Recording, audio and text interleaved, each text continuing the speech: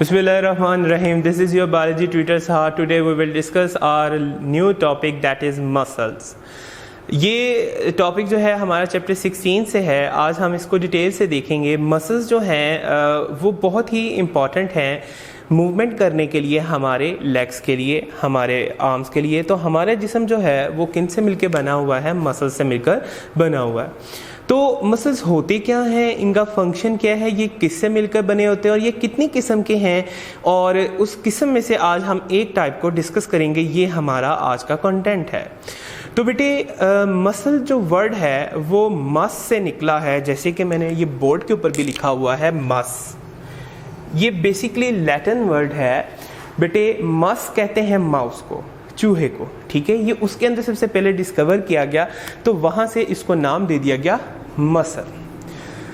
तो बेटे ये था मसल की थोड़ी सी हिस्ट्री के बारे में. सो बेटे अब बात आती है कि मसल्स को अब हम डिफाइन करने जा रहे हैं. ये है क्या? मसल्स जो हैं ये स्पेशलाइज्ड कनेक्टिव टिश्यू है जो कि अपना रोल प्ले करते हैं, इन्वॉल्व हैं in the process of movement.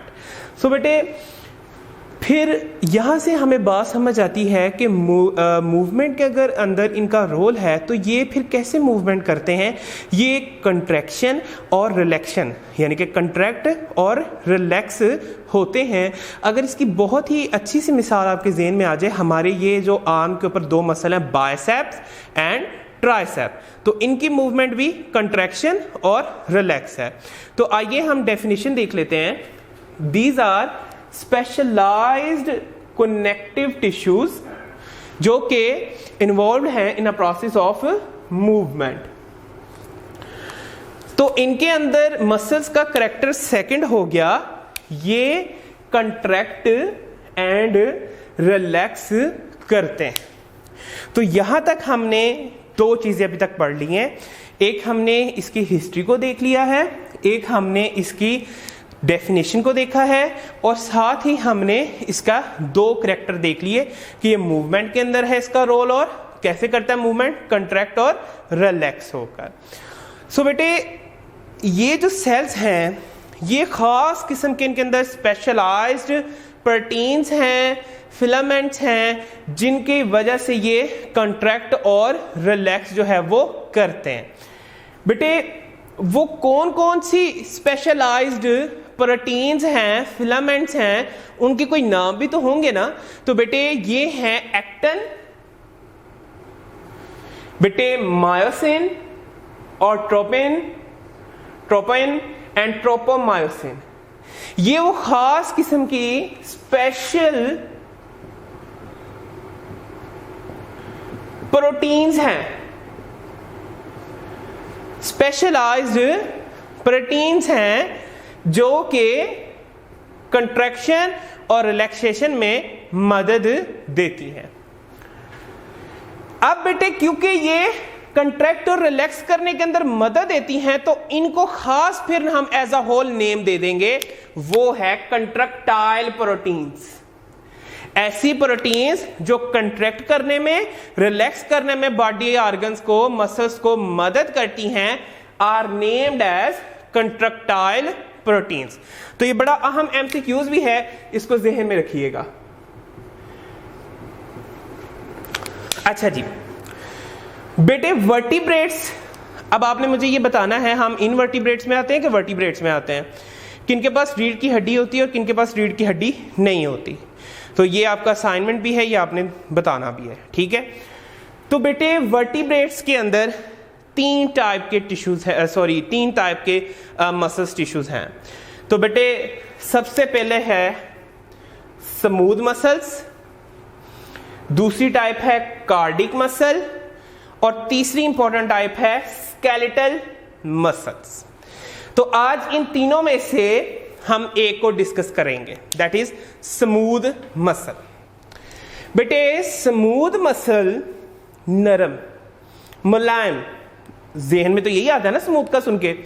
तो बेटे स्मूथ मसल्स ये सबसे earliest form of the muscles हैं जो कि तमाम ऑर्गेनिजम्स के अंदर पाए जाते हैं. ठीक है, जो एनिमल और ह्यूमन की बात कर रहा हूं जी, ठीक है। तो ये सबसे अर्लीस्ट मसल्स हैं जो इवॉल्व हुए। तो ये भी एक एमसीक्यू है, इसको भी जहन में रखना है। तो ये through out the animal kingdom पाए जाते हैं, ये लिख भी दिया मैंने यहां। ये इनका स्पेशलाइज्ड करैक्टर हो गया।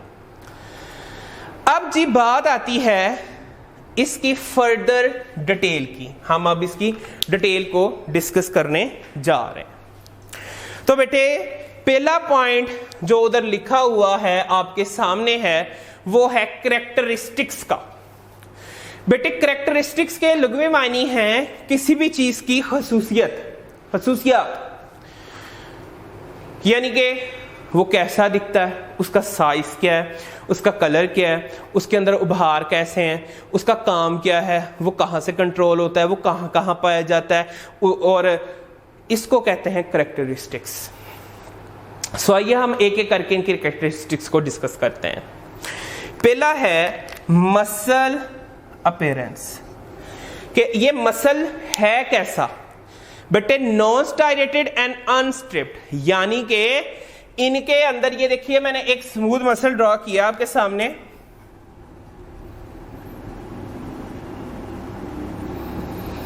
देखें इसके अंदर आपको कहीं भी कोई धारी नजर आ रही है, कोई आपको इसके अंदर लाइनिंग नजर आ रही है, ये सारे का सारा स्मूथली है, स्मूथ है।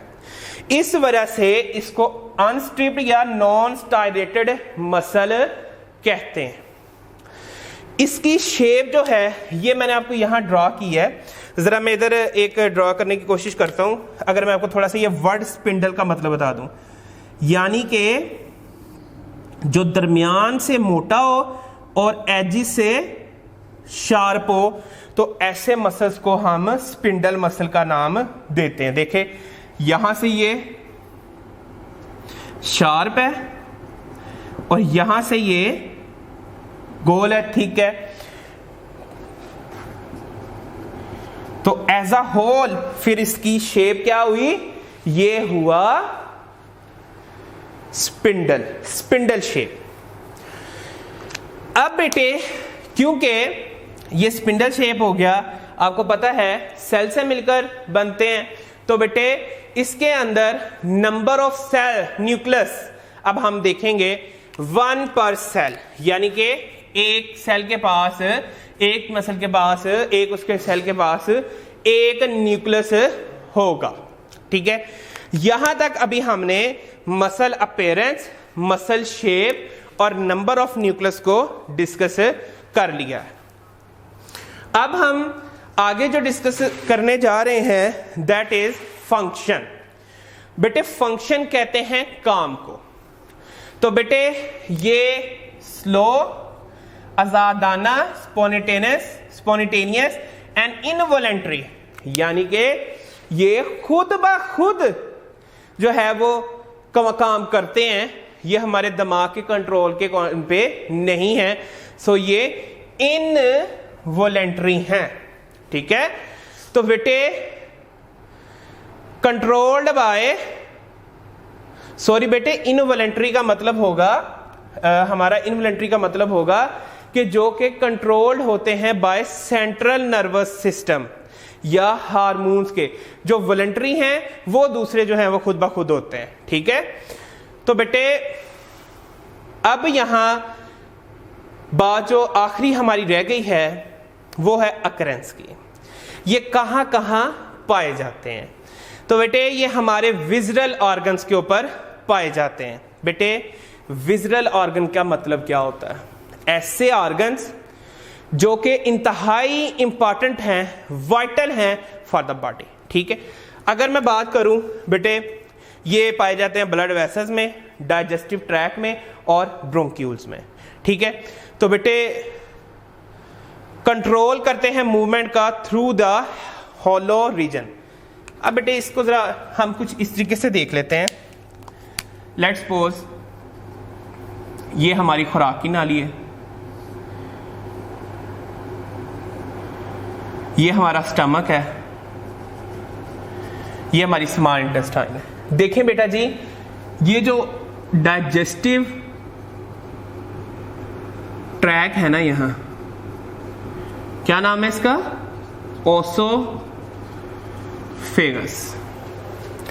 बेटे ये वाला हिस्सा हमारा स्टमक है और ये वाला हिस्सा हमारा स्मॉल इंटेस्टाइन है। अब बेटा जी देखें, ये सारा हिस्सा होलो है, होलो रीजन है, खाली है। यहां जो है इंटरनल लाइनिंग किसकी है, इंटरनल लाइनिंग जो है यहां वो है स्मूथ मसल्स की। सो यहां से हमें पता लग गया कि ये किधर मूवमेंट के अंदर मदद करते हैं, होलो रीजन में। हमारा ओसोफेगस, हमारा स्टमक, ये वहां मौजूद होते हैं, तो इस वजह से इनको हमने नाम दे दिया होलो रीजन। तो बेटे ये जो ऑर्गन है, ये जो स्ट्रक्चर्स मैंने आपके सामने ड्रॉ की हैं, ये जो बॉडी ऑर्गन है, इनको हम विजरल ऑर्गन का नाम देते हैं, यानी कि वाइटल ऑर्गन्स का नाम देते हैं।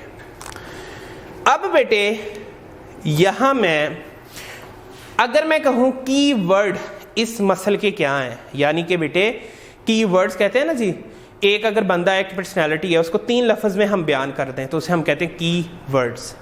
तो बेटे इनको भी हम 3 वर्ड में अगर एक लाइन में लेट्स सपोज डिफाइन करना चाहें तो ये विजरल है, नॉन स्टीरेटेड है और इनवॉलेंट्री है। ये इसके 3 करैक्टर जो है वो इसको मुमताज कर देते हैं कार्डिक से और स्केलेटन मसल से। ठीक है, तो बेटे आज हमने क्या पढ़ा, फिर आज हमने मसल्स को डिस्कस किया।